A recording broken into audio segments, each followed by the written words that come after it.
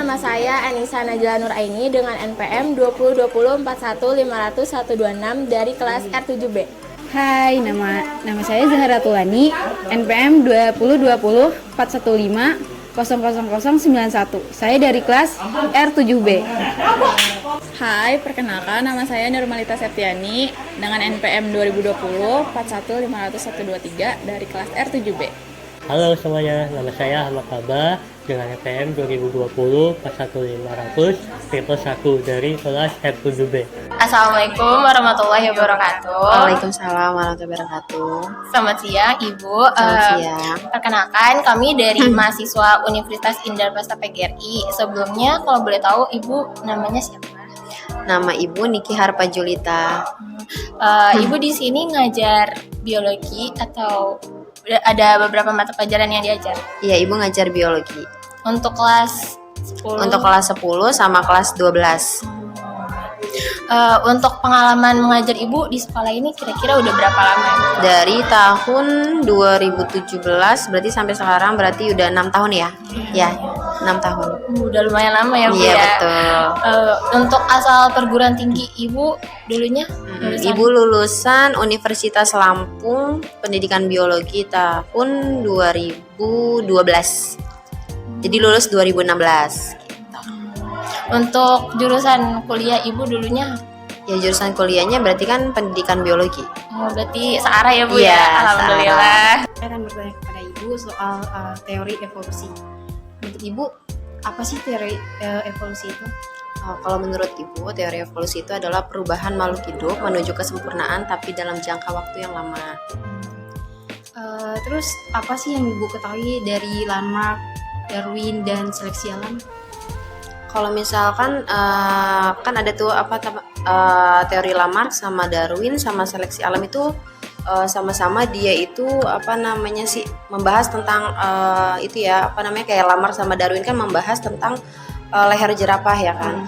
Kalau misalkan Lamarck kan menurut Lamarck itu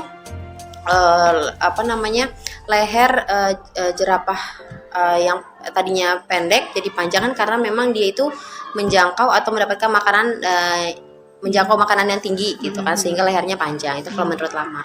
Tapi kalau menurut Darwin kan ada jerapah yang panjang ada yang pendek, tapi jerapah yang pendek mati karena tidak bisa mendapatkan makanan ya kan, sehingga makanya yang bisa bertahan hidup yang lehernya panjang karena kan menjangkau makanan yang tinggi. Itu kalau menurut Darwin gitu. Jadi kalau menurut Darwin itu lebih ke seleksi alam ya. Jadi alamlah yang menentukan yang mana yang bisa bertahan hidup gitu. Terus menurut Ibu apa sih keuntungan mempelajari teori evolusi itu? Kalau keuntungannya mempelajari teori evolusi itu kita bisa tahu ternyata sebelum ditemukan atau yang terbantahkan teori evolusi itu, jadi kita tahu misalkan ilmuwan-ilmuwan yang yang menemukan terlebih dahulu ya atau yang meneliti terlebih dahulu gitu. Hewan-hewan apa aja sih kok bisa manusia itu diibaratkan atau berasal dari nenek moyangnya monyet misalkan gitu. Jadi kita bisa mengetahui, terus juga kita bisa mengetahui kan banyak dari teori evolusi itu keuntungannya juga seperti fosil. Kita tahu kan fosil apa aja, terus ternyata ada manusia purba dan sebagainya gitu. Terima kasih. Ya sama. Tadi yang Ibu udah menjelaskan bagaimana teori evolusi itu. Lantas maksudnya siapa sih nenek moyang dari teori evolusi itu sih? Kalau menurut yang terkenal kan Charles Darwin ya. Kalau misalkan manusia itu berasal dari monyet atau kera gitu kan, itu sih yang paling mendasar. Sedangkan ya pada ilmuwan-ilmuwan sebelum Darwin itu kan masih menganggap manusia memang berasal dari hewan-hewan sebelumnya gitu. Kemudian apakah dari semua penjelasan tadi Ibu tentang teori evolusi tersebut, Ibu mempercayai adanya teori evolusi atau bagaimana tuh? Alasannya seperti apa?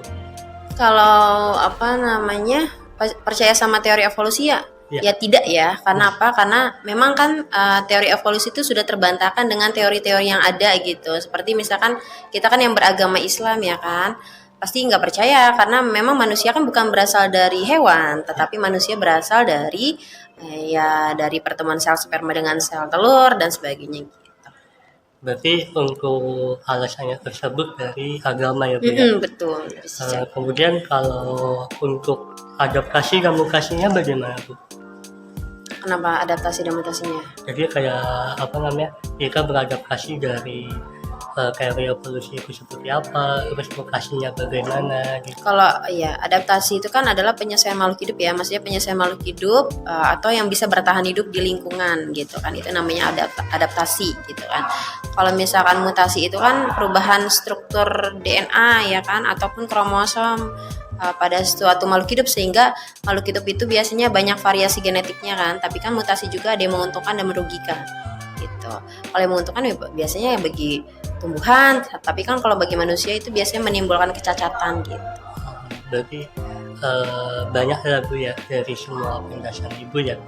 Yang pertama kan Ibu menjelaskan bahwa apa namanya, nenek moyangnya itu berasal dari kera atau monyet, juga dari Charles Darwin, dan juga Ibu tidak mempercayai dengan adanya teori Darwin.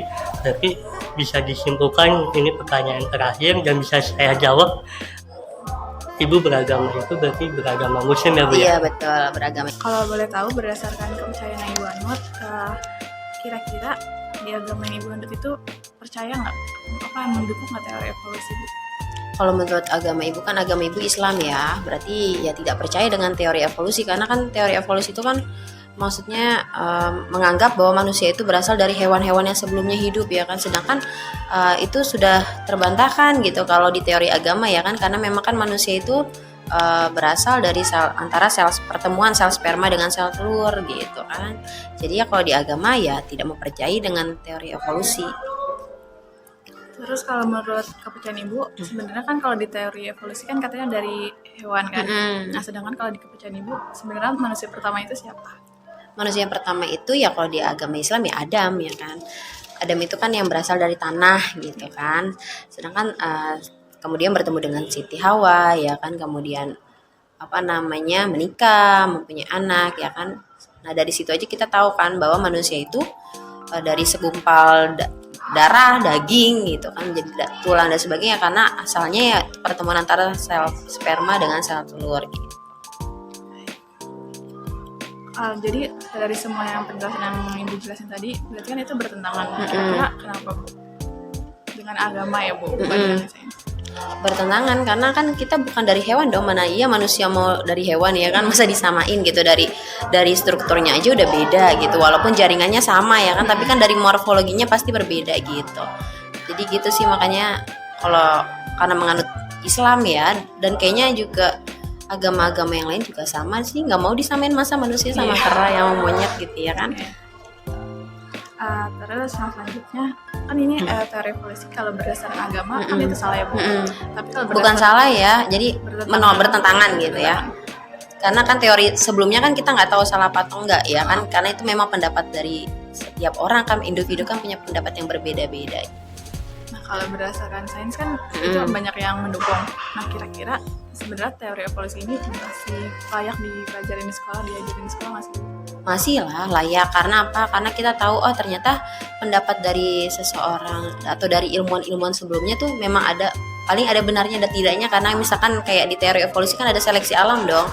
Seleksi alam kan yang menyatakan bahwa manusia yang hidup itu berarti manusia yang ada dong, yang bisa menyesuaikan diri dengan lingkungannya gitu. Itu yang paling masih masuk di akal gitu kan. Terus kayak misalkan ada fosil ya kan, ditemukannya fosil, kemudian ada homologi analogi, itu masih bisa dipakai karena untuk dipelajari, apalagi termasuk peserta didik gitu.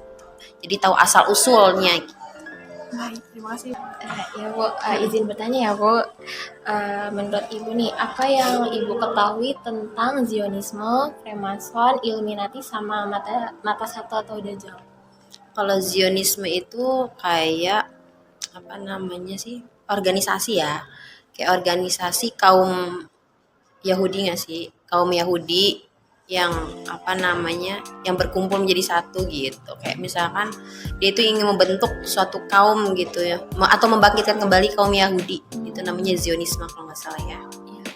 Kalau yang Freemason? Kalau Freemason itu juga sekelompok orang tapi dia itu tokoh-tokoh yang misalkan kayak lebih ke apa ya, apa sih namanya tuh, perkumpulan apa namanya, pedagang batu ya gitu kalau nggak salah. Terus pada abad keberapa gitu, tapi juga belum diketahui dengan jelas kan kalau Freemason gitu. Kalau Illuminati itu juga kayak perkumpulan dari seseorang, tapi ada yang nyata sama yang ada yang nyata sama yang tidak gitu kan. Terus juga ditandai dengan simbol yang dengan apa, segitiga, terus di tengahnya ada mata gitu kan. Kalau Dajjal yang kita tahu kan dalam agama Islam itu adalah orang yang akan datang atau seseorang yang akan datang pada hari kiamat ya kan, yang akan menyesatkan semua makhluk hidup gitu agar mengikuti dia gitu dibandingkan dengan Allah. Baik, untuk pertanyaan selanjutnya mengenai teori evolusi nih, Ibu termasuk yang mendukung atau menolak atau ragu-ragu? Gimana ya, kalau dari segi sains sih mendukung. Karena apa? Karena kan untuk itu sebelumnya akan diajarkan ya kepada peserta didik gitu, asal muasal sebelum adanya manusia gitu kan, atau penemuan-penemuan dari tokoh-tokoh ilmuwan yang sebelumnya gitu. Jadi kalau dalam segi sains mendukung, tapi kalau dalam segi agama ya enggak, karena memang kan beda ya, bukan manusia itu bukan dari hewan, tapi manusia itu ya tadi dari pertemuan antara sel sperma dan sel telur gitu. Baik, untuk pertanyaan selanjutnya, menurut Ibu mengapa teori evolusi ini, teori evolusi pada manusia itu masih dipelajari hingga sekarang? Kalau menurut Ibu itu karena banyak manfaatnya sih kalau teori evolusi itu dipelajari ya. Kayak misalkan kan nggak semuanya atau nggak semuanya itu yang salah gitu kan. Kayak misalkan ada bukti penunjuk evolusi itu benar terjadi, kayak misalkan ditemukannya fosil ya kan, penyebaran geografis dan sebagainya, domestikasi dan sebagainya. Jadi memang harus diajarkan atau memang harus dijelaskan gitu kan, kayak misalkan manusia purba dan sebagainya ya kan, karena memang ditemukan gitu. Baik, untuk pertanyaan selanjutnya, apakah boleh nih Bu, jika kita itu menjelaskan suatu ilmu atau teori yang bertentangan gitu Bu dengan agama yang kita anut? Kalau dalam segi umum boleh sih, soalnya apa? Karena kan ini kan kita kan bukan menyuruh peserta didik untuk untuk pindah agama ya kan, enggak kan, cuma kan menjelaskan segi besar tentang evolusi itu dulu gimana sih gitu kan. Terus kan makanya kan sudah ada kecenderungan teori untuk membatalkan teori dari si Darwin itu kan. Jadi nggak semua teori evolusi itu yang menyatakan bahwa manusia itu berasal dari hewan, tapi kan ada juga yang membantah gitu teori tersebut ya kan. Banyak ilmuwan juga yang membantah, tidak setuju gitu kan dengan teori Darwin gitu. Baik, untuk pertanyaan terakhir nih Bu, bagaimana cara Ibu untuk menjelaskan teori evolusi ini, khususnya evolusi tentang manusia kepada peserta didik di sekolah ini? Ya dengan cara banyak sih, video ya kan, video sebelumnya misalkan video kan manusia itu kan nggak langsung manusia ya. Kalau menurut teori evolusi kan ada manusia purba, dari Homo sapiens dan sebagainya kan. Biasanya dari video, dari foto dan sebagainya sih. Gitu. Terima kasih banyak Ibu.